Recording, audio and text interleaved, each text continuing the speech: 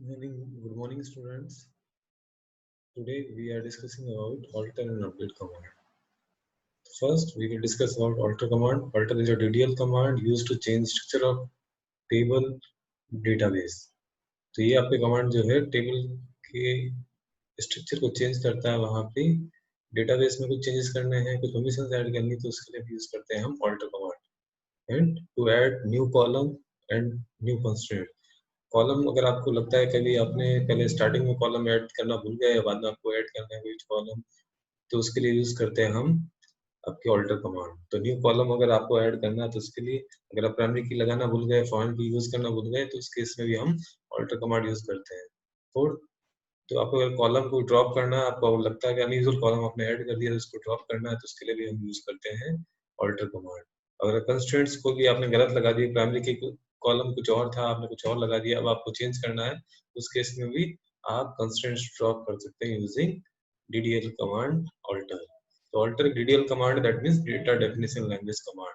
ये आपके डेटाबेस और टेबल दोनों पे वर्क करता है। तो हम देखेंगे इसका स्ट्रक्चर या फिर सिंटेक्स जो है ऑल्टर का, वो कंटेन करता है ऑल्टर टेबल या ऑल्टर डेटाबेस।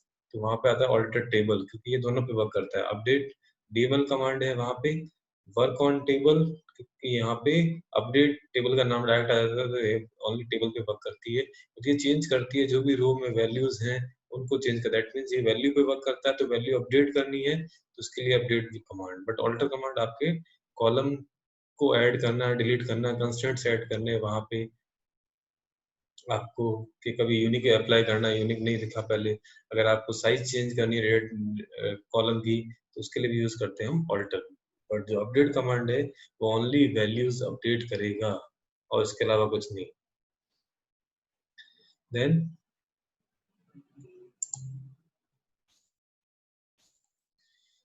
तो फर्स्ट अपडेट कमांड है मॉडिफाई डेटा इन टेबल्स। तो update we can update modify data in tables using update command. SQL में कमांड जो है अपडेट, उसमें फॉर्मेट जो है अपडेट, फिर टेबल का नाम वहाँ पे, क्योंकि ये टेबल पे वर्क करता है, तो डायरेक्ट टेबल का नेम आएगा, यहाँ पे अपडेट टेबल नहीं लिखा जाएगा, क्योंकि टेबल पे ही काम आता है, उसके अलावा कहीं और नहीं। फिर सेट, अगर आपको किसी भी कॉलम की वैल्यू अगर चेंज करनी है, तो कॉलम का नेम आएगा, नेम इक्वल टू और नेम की न्यू वैल्यू। अगर दूसरा कॉलम भी चेंज करना है, उसमें कोई वैल्यू चेंज करनी, तो वो, और फिर वेयर कंडीशन, अगर आपकी कोई वेयर कंडीशन अप्लाई होती है। तो first query to change the salary of employee of those in employee table having employee code 1009 to 55,000। जिसका employee code 1009 है, तो है उसकी जो सैलरी है वो 55,000 आपको करनी है। तो हम कमांड करेंगे अपडेट एम्प्लॉय टेबल का नेम है सेट, तो जो भी कॉलम का नेम है gross equal to 55,000 where E code equal to 1009। तो जो भी आपके कॉलम है उसमें आपका डेटा अपडेट हो जाएगा इस तरह से। तो हम फर्स्ट यहाँ पे यूज करेंगे, कल जो डेटाबेस आपने जो भी बनाया है, तो वहाँ पे उसके अकॉर्डिंग आप वर्क करेंगे।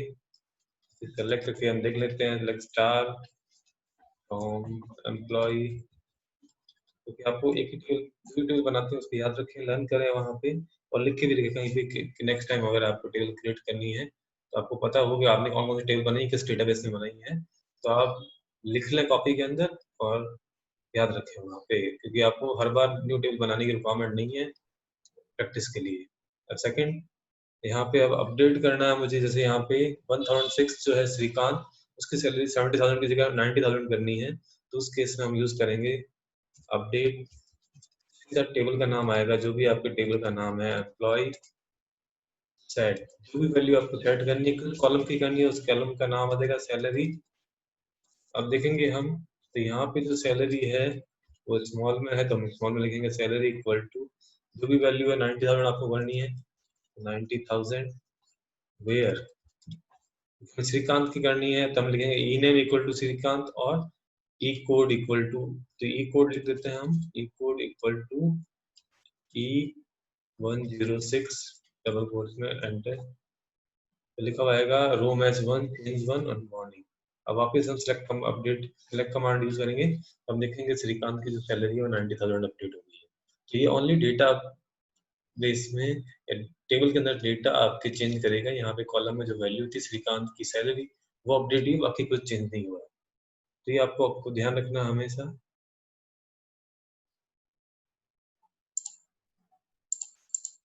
तो यहाँ पे हम देख रहे हैं कि अपडेट एम्प्लॉय सैलरी, जो भी मैंने कमांड यहाँ पे अप्लाई किया तो ये श्रीकांत की जो सैलरी है अपडेट हो गई है। ठीक है ना, चेक कर लेना आप लोग, रन करके भी देख लेना वहाँ पे।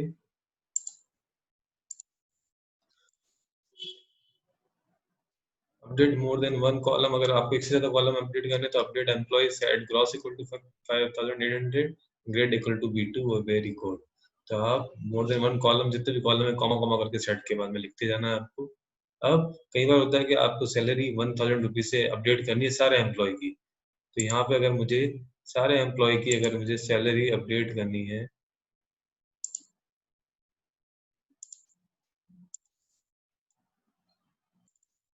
तो मुझे अगर सारे एम्प्लॉय की सैलरी अपडेट करता है, अपडेट टेबल का नाम जो भी है एम्प्लॉय फ्रॉम, तो यहाँ पे एम्प्लॉय अपडेट करना है, सेट सेट करना है कि सबकी जो सैलरी है वहाँ पे वो 10% अपडेट होनी चाहिए। सैलरी जो एग्जिस्टिंग है प्लस जो सैलरी है उसमें प्लस 10 डिवाइड बाई 100 इंटू 10% होगा। जो भी आपको मैथमेटिकल फॉर्मूला अगर आप यूज करते हैं तो आपको पता होना चाहिए कितना होगा वहाँ पे। तो सबकी सैलरी आपके 10% अपडेट हो जाएगी।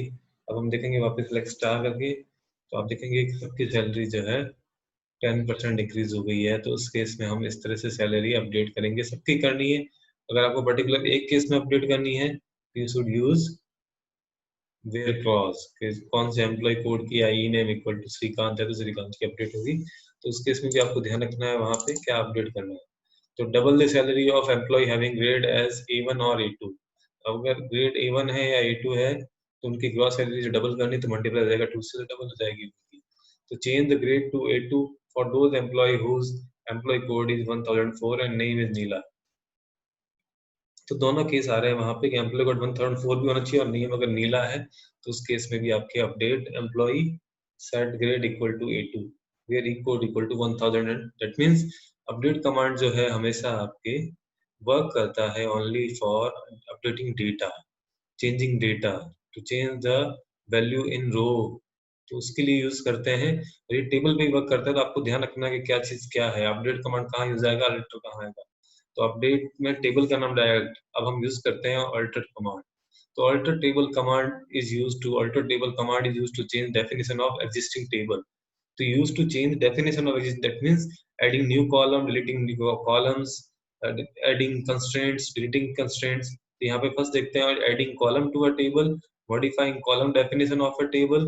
मॉडिफाई करना दैट मीन्स कॉलम का अगर नेम चेंज करना है तो उसके लिए भी यूज आता है। अगर कॉलम में अगर आपको साइज चेंज करनी, डेटा टाइप चेंज करना है उसके लिए भी यूज आता है। Deleting column of table, adding constraint to be table, enabling और disabling constraints to be table. Enable करना तो फर्स्ट हमारे हैं adding column to a table. Table में अगर आपको कोई कॉलम ऐड करना है तो add a column to a table, alter table command can be used as per following syntax.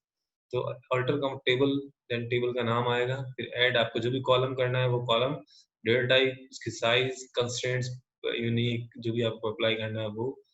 तो यहाँ पे क्वेरी है to add a new column address to the employee table we can write command as.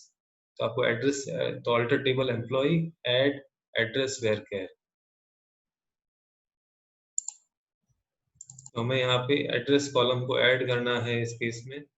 तो हम लिखेंगे कि ये table के अंदर करना है तो अल्टर टेबल, तो टेबल का नाम जो भी है वो एम्प्लॉय, अल्टर टेबल एम्प्लॉय। अब क्या कर रहा है कि ऐड कॉलम करना, तो ऐड लिखेंगे हम यहाँ पे कॉलम का नाम जो भी है एड्रेस, डेटा टाइप वेयर कैर, जो भी साइज देनी है 50 तो 50 दे दी मैंने यहाँ पे। अगर आपको कोई कंस्टेंट्स अप्लाई करना है तो नॉट नल में कंस्टेंट अप्लाई कर रहा हूँ कि जो वैल्यू होगी वो नॉट नल नहीं होगी।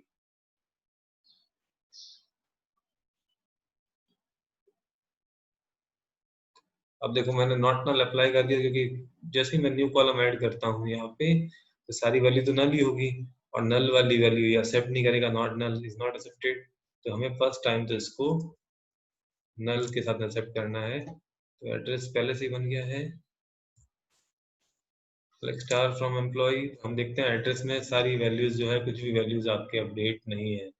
अब अगर आपको पर्टिकुलर वैल्यूज अपडेट करनी है तो अब हम यूज करेंगे वापस update command. Update command use करेंगे और इसमें जो भी एड्रेस है मैं आपके एक साथ में एड्रेस सबका सेट कर देता हूँ। तो सेट एड्रेस इक्वल टू, सबका एड्रेस सेट कर रहा हूँ साथ में ही। तो जोधपुर लिख रहा हूँ मैं इनवर्टेड कोट्स में आपको जोधपुर।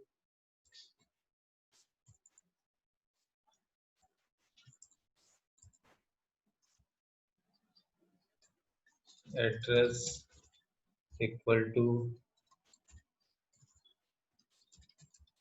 जोधपुर लिखना है मुझे।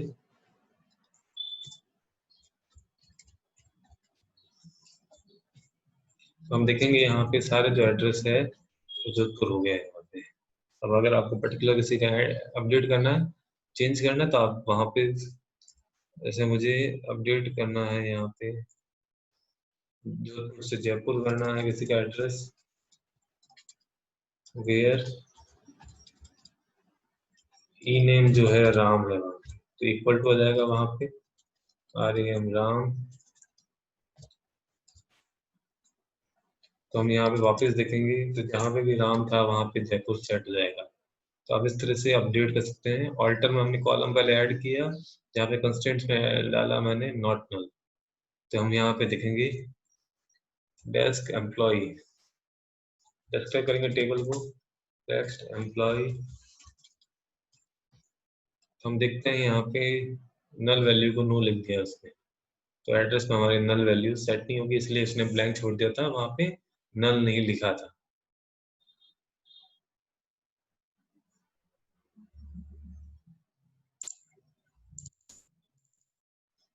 फिर हम देखेंगे यहाँ पे देखो नल नल लिख शो कर रहा है, क्योंकि मैंने नॉट नल लिखा तो नल नल दिस नहीं हुआ वहाँ पे।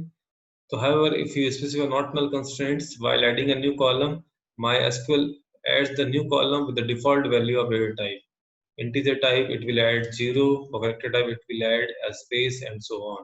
तो हम देख रहे हैं यहाँ पे अगर मैंने नॉट नल कंस्ट्रेंट लिखा है वहाँ पे, तो उस केस में वो डिफॉल्ट वैल्यू लेगा डेटा टाइप की। अगर इंटीजर तो 0 ले लेगा डिफॉल्ट नॉट नल लिखता है तो लिखने में, और कैरेक्टर या वेरिएबल लेता हूँ तो उस केस में वो स्पेस ऐड कर देता है, इसलिए हमारे वहाँ पे ब्लैंक आया था नॉट की जगह। तो given a table name test with the following data in it. तो यहाँ पे कुछ एग्जांपल ले रखा है उसने, column 1, column 2, first A, column 2 में ए और जी। नाउ फॉर तो टेस्ट ऐड कॉलम 3 इंटीजर, ये देखो सारे आपको अप्लाई करके आप चेक कर लेना वापस। अब मॉडिफाई कॉलम, तो कॉलम पहले से कुछ है, फर्स्ट पार्ट है to change the name of column.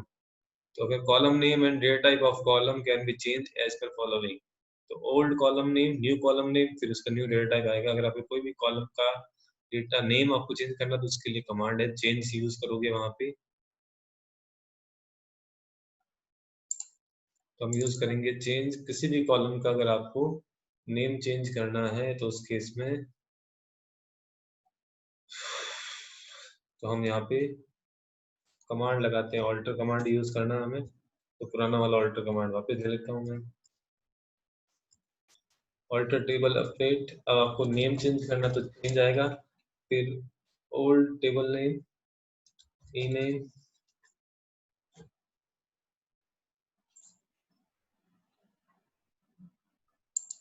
Old column name जो भी है, और आपको न्यू कॉलम का जो नाम लिखना है एम्प नेम वो मैं लिखूंगा यहाँ पे। और फिर उसका जो न्यू वेरकैर, जो भी वेरकैर कैर 2030 जो भी आपको लिखना है। अगर आपको नॉट नल करना है उसको, वो भी आप लिख सकते हो, यूनिक करना है वो भी आप लिख सकते हो वहाँ पे, तो वहाँ पे अप्लाई कर सकते हो। एंटर करूंगा वहाँ पे, वापस हम देखेंगे सिलेक्ट स्टार, तो हम देखेंगे कि एम्प्लॉय का जो नेम है, इस कॉलम का नेम जो ई नेम था वो एम्प नेम हो गया। तो इससे हम कॉलम का नेम भी चेंज कर सकते हैं।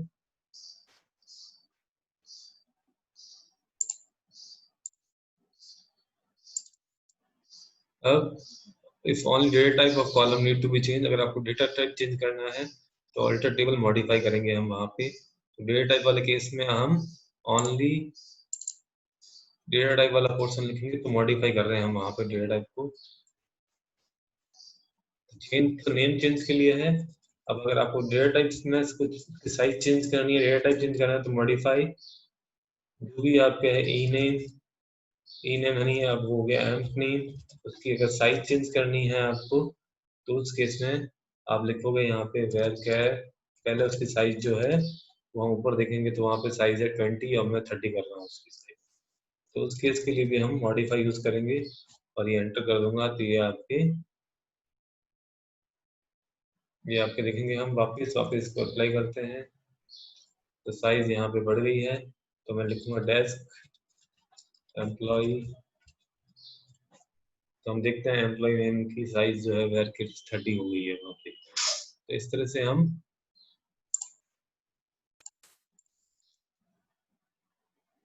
तो in employee to change the data type of grade column character char two varchar two, उसके लिए भी हम कर सकते हैं। यहाँ पे कैर्स टू से वेयर कैर टू हो जाएगा वहाँ पे। डिलीटिंग कॉलम, तो कॉलम अगर आपको डिलीट करना है तो ड्रॉप और फिर इस कॉलम का नाम।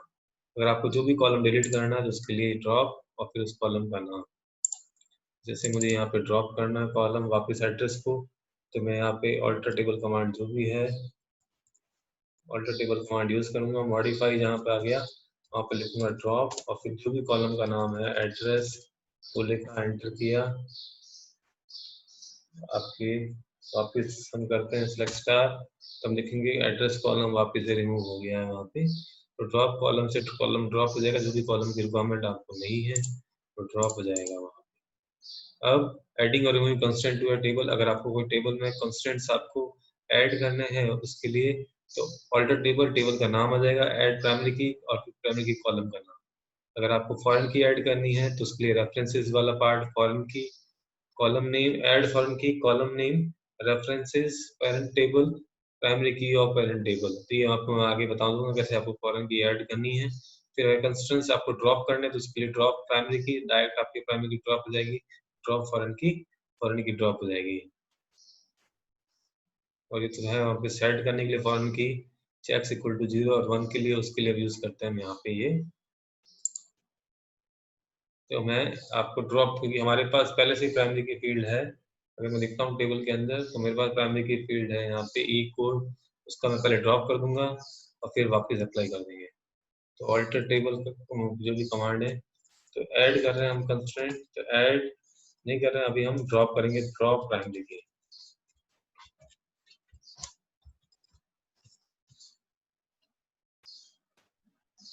तो वापस मैं डेस्क करता हूँ तो वहाँ पे जहाँ पे प्राइमरी की लिखा होता PRI पहले ऊपर वाले में PRI वो यहाँ पे नहीं है क्योंकि हमने ड्रॉप कर दिया। अगर आपको वापस अप्लाई करना है ड्रॉप की जगह ऐड करोगे,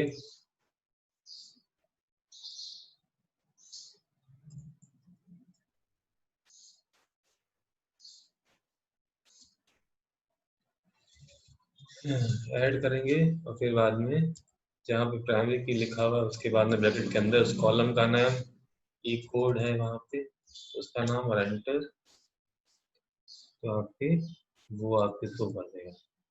वापस देखेंगे तो यहाँ पे PRI आ गया है, तो हमने प्राइमरी की यहाँ पे ऐड और रिमूव कर दिया। तो ये हमें ध्यान रखना है यहाँ पे क्या क्या कर रहे हैं हम। इस केस में देखेंगे हम यहाँ पे ऐड प्राइमरी की से वापस प्राइमरी की आपकी ऐड हो गई है, ड्रॉप से ड्रॉप हो गया और ऐड से ऐड। तो यहाँ पे देखेंगे drop alter table employee drop primary key, तो यहाँ पे प्राइमरी की फील्ड कुछ भी नहीं है।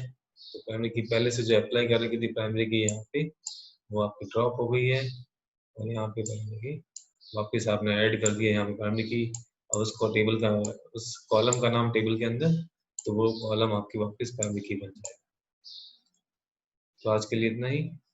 Good day.